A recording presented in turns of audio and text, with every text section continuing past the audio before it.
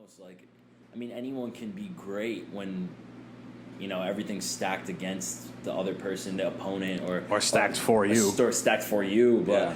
I mean, the biggest thing is when all the chips are down. Like, the best stories have the craziest underdogs. And, like, look at Goggins, a guy like that.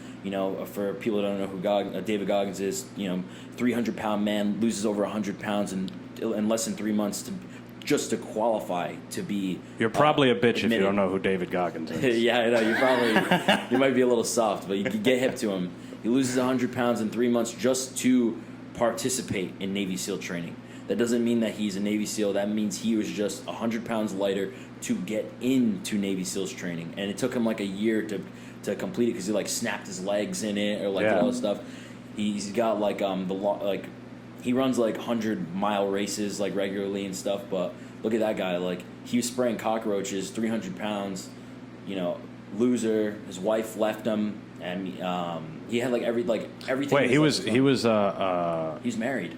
No, but I'm saying, you said he was spraying cockroach. What's that called? A pest? Pest control. Pest control. Yeah. Damn. He was spraying cockroaches. That's a shit fucking job. It's like a loser job. That's so bad. Yeah. I mean, he graduated from they said it's like the most racist place in all of America, like Indiana Probably. somewhere. He's from Indiana. He's from Indiana. Wow. He's from Buffalo originally, and then he moved to Indiana because his father was abusive. The mom tried to leave.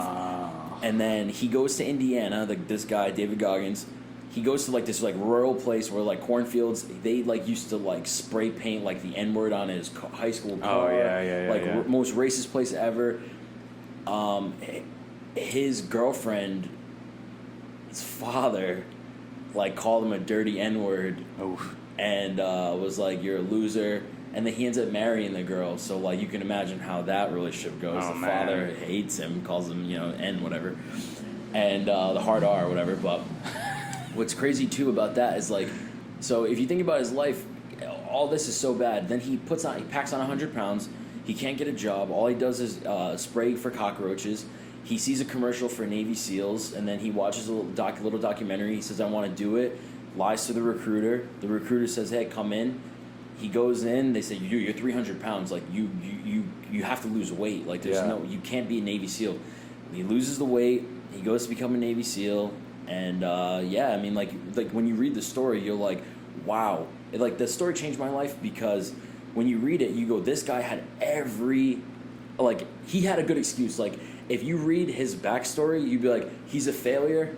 Okay, right. He had a hard life. He's a failure, but even though he had every reason to fail, he fails, but he never stops. He's resilient, never quits.